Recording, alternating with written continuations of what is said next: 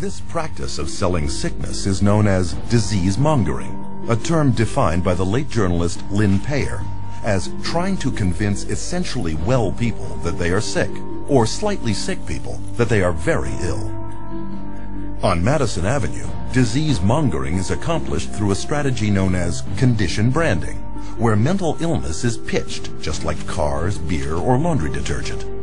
And according to top New York branding guru Vince Parry, no therapeutic category is more accepting of condition branding than the field of anxiety and depression, where illness is rarely based on measurable physical symptoms and therefore open to conceptual definition.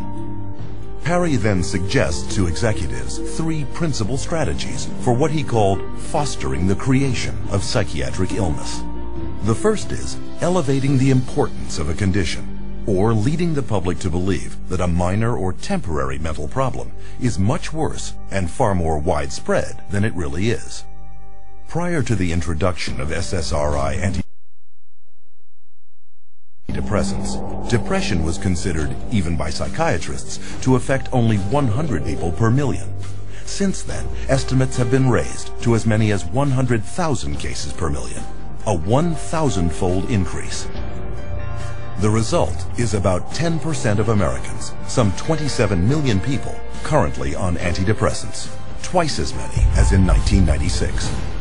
Very good marketing, that all, expressions of human emotion, deep sadness and fear and anger and whatever else they happen to be, are now classified as, a major problem, a psychiatric problem, a psychological problem that needs to be dealt with drugs.